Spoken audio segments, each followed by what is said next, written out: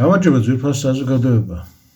ჩვენ რაციონალისტური აზროვნების ეპოქაში ვცხოვრობთ, სადაც უმეტესად ადამიანები თავის გონებას ენდობიან და თვლიან, რომ ის აზრი, რომელიც მას მოუვა, საღი აზრია და აუცილებლად სწორი აზრია, რომ არანაირი ძალისხმევა ამისთვის არ არის საჭირო, რომ twins აქვს იმის თვისება, რომ ავტომატიურ რეჟიმში ფაქტობრივად აირჩიოს ის სწორი გზა, ის ენდობა ამ მიმართულებას, მისი twinis, მისი აზროვნების, მისი გონების მოქმედების მიმართულებას და შესაბამისად გადაწყვეტილებას მიღებული აქვს და ენდობას უცხადებს თავის გონებას. ქრისტიანული თვალსაზრისით ჩვენ ვიცით, რომ ადამიანის ბუნება ზოგადად დაცემულია ყველაფერი, მასში ის გონებაც, გულიც, ნებელობაც და შესაბამისად ადამიანს სჭირდება ბევრი შრომა, სულიერი თვალსაზრისით, რათა ებრძოლოს იმ დაცემულ ბუნებას და სწორედ ამ ბრძოლაში გამოიხატება ის სათნოებები, რომელზედაც საუბრობს ზოგადად სახარების სეულის სწავლება და წმინდა მამები.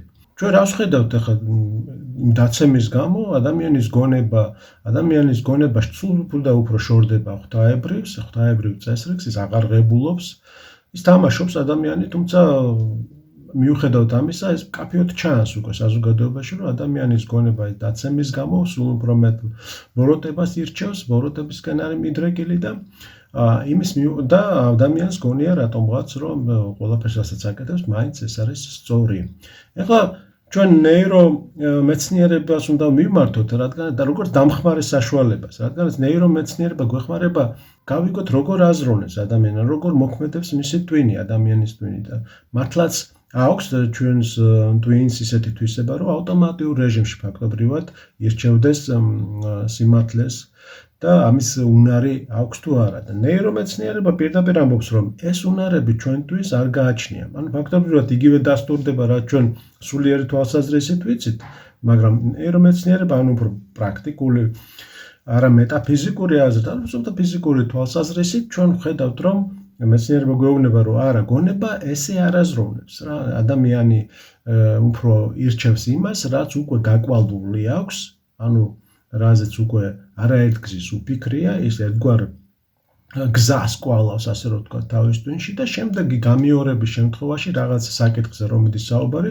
თუ ეს უკვე ესმა მას, ის ირჩევს სწორედ იმ ადვილ გზას, რომელიც უკვე აქვს მაგს გაკვალული.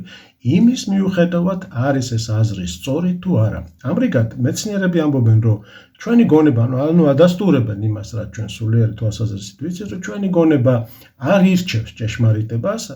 ამრიგად, როდესაც ადამიანი ამბობს, რომ ეს ჩემი საღი აზრია და ეს ბუნებრივია, ასე რომ ვთქვათ, ეს უბრალოდ მისი ფანტაზიის ნაყოფია, ასე რომ ვთქვათ, და შეიძლება იყოს იქ ემთხოვოდეს სიმართლესაც და ჭეშმარიტებასაც ბუნებრივია, მაგრამ ჩვენ ზოგადად მოვლენაზე ვსაუბრობ და ზოგადად მიმართულებაზე, როგორ აზროვნებს ადამიანი და აქვს კი ამას საფუძველი სწორი, როგორც სულიერი თვალსაზრისით, ასევე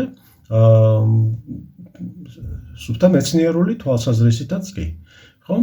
ამრიგად ჩვენ ვხედავთ, რომ ადამიანი ირჩევს იმას, რაც მას უფრო უიოლდება. იმიტომ მეცნიერები ამას ამბობს, twini ესე მუშაობს, მასაც twins არ სურს გონების დახარჯვა, ის ენერგიას, როდესაც ხარჯავს, იმისთვის დისკომფორტია, შესაბამისად ის ამ გზას არ ირჩევს, არამედ რაც გაკვალული აქვს, იმაში გრძნობს კარგად თავს და უცხადებს ნდობას, რწმენას სწორედ ამ მიმართულებას.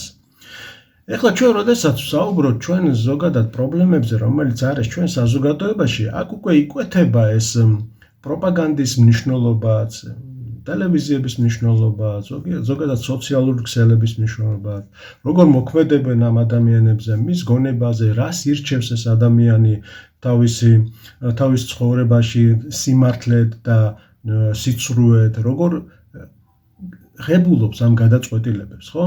ჩვენ სულიერად თვალსაზრისით წმინდა ეგნატე ბრანჩაინოვი ამბობს, რომ გონება არ ირჩევს სიმართლეს ჭეშმარიტებას ირჩევს ჩვენი გული.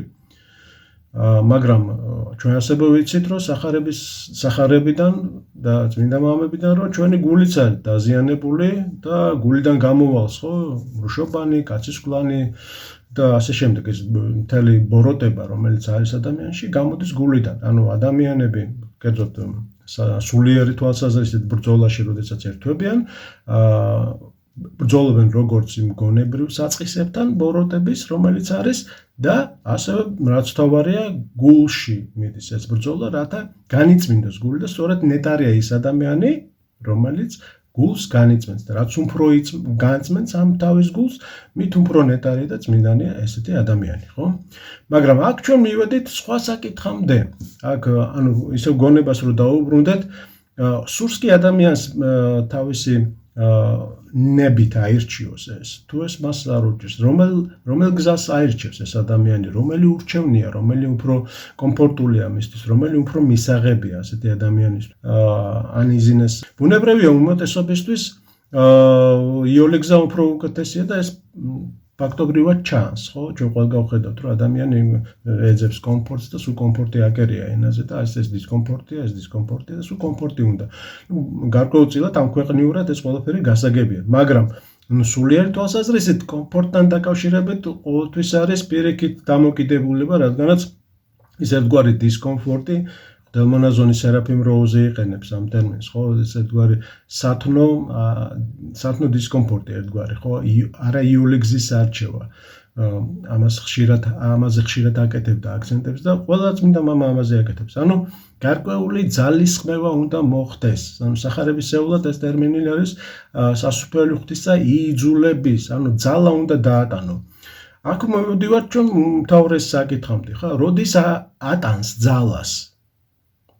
თავის ნებელობას, გონებას, გულს, ადამიანი როდის ატანს ძალას, როდის ირჩევს როდის აკეთებს ამ სწორ არჩევას ამ შემთხვევაში, ხო?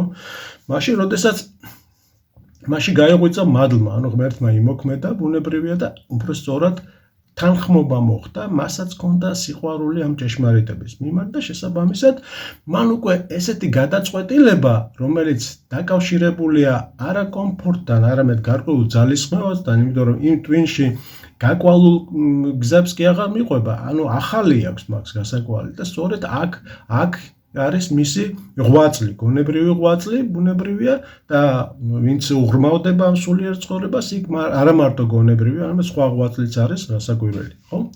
ამიტომ ადამიანმა უნდა აირჩიოს ეს უპირველეს ყოვლისა, ეს ძალისხმევა, რომ გაარჩიოს ეს სიცრუე და ჭეშმარიტება, რომელიც უკვე დადგენილია, მას არაფრის შეცვლა არ უნდა, ის არსად არ წასულა, ის ჩვენს გვერდით არის.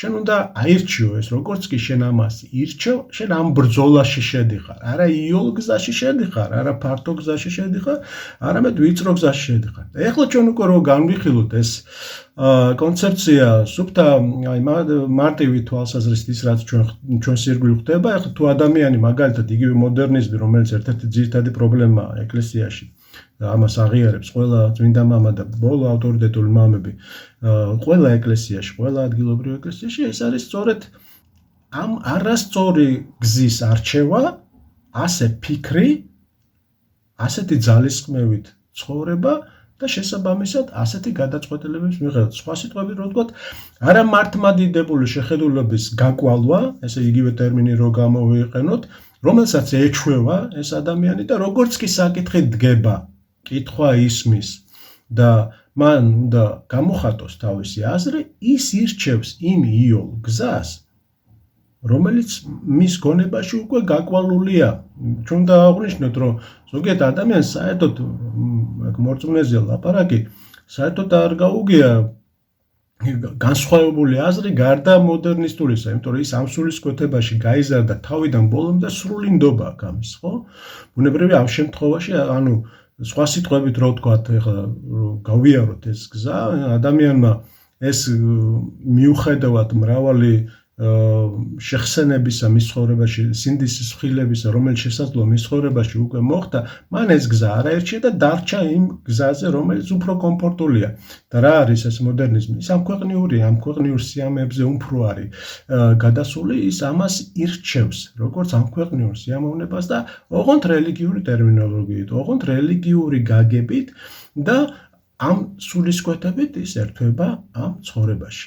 მაგრამ ჩვენ უფრო დადებითად რო განვიხილოთ ახლა ეს კონცეფცია, ხო? ტვინის ეს გონება, ანუ თუ გონება ირჩევს იმას, რომელიც უკვე გაკვალული აქვს, როგორც კი ადამიანი ირჩევს სწორ მიმართულებას, ანუ მან განსაზღვრა ეს ჭეშმარიტება, ის არჩევანს აკეთებს, სიყვარული აქვს მას ამ ჭეშმარიტების მიმართ, შემდეგ ძალისხმევა, შესაძლოა ბრძოლა სულიერი, ირჩევს ამ გზას და შემდეგ ამ გზას ერთგვარად კვალავს მის ცხოვრებაში, მის გონებაში, მის ნებელობაში, გადაწყვეტილებებში, ბრძოლაში, რომელიც მას შინაგანად გააჩნია და უყალიბდება და ეს არის სწორედ ის გამოსავალი და სწორი მიმართულება, რომელიც მართლმადიდებელ ქრისტიანს უნდა კონდეს. არა იული გზა, რომელიც ფართოა და მასიურია და მასობრივი აზრი და გინდა თუ არა, რადგანაც ბევრია ეს სწორია. არა, ეს შეიძლება ასეც არ იყოს, ხო? არამედ ის, რომელიც დადგენილი ჭეშმარიტების აღიარებაა და რომელიც გონებამ ამ სულისკვეთებით, რომლის შესახებაც ჩვენ უკვე ვისაუბრეთ, არჩევანი გააკეთა და დაიჭირა სწორედ ეს ბრძოლის და ძალისხმევის გზა. ეს გზა არის კურთხეული და ეს გზა არის გამართლებული. ამრიგად რო შევაჯამოთ, ხო, ზოგჯერ რატომ ვერ ხდება და ვერასდროს ვერ შევძლებ ადამიანებს შეაცვლევინო აზრი, ხო? იმიტომ რომ მან ეს უკვე აერჩია მყარად, ის ამაში კომფორტულად გრძნობს თავს და საერთოდ არაპირებს არაფრის შეცვლას, შენ გინდა ჭეშმარიტება დაარქვი ამას, თუ გინდა ღვთაებრივი წესრიგი დაარქვი, რაც გინდა ის დაარქვი, ის არაპირებს ამის მიღებას და ის ვისთანაც ვისშიც მადლმა იმოქმედა და ეს სწორი გადაწყვეტილება და ბრძოლა მოხდა, ის ირჩევს ამ სწორ გზას და ღმერთმა ყველანი გვატარა სწორედ ამ გზას და ეს უნარი მოგმადლოს ღმერთმა თითოეულ ჩვენთანაც. დიდი მადლობა ყურადღებისათვის და მომავალ შეხვედრამდე.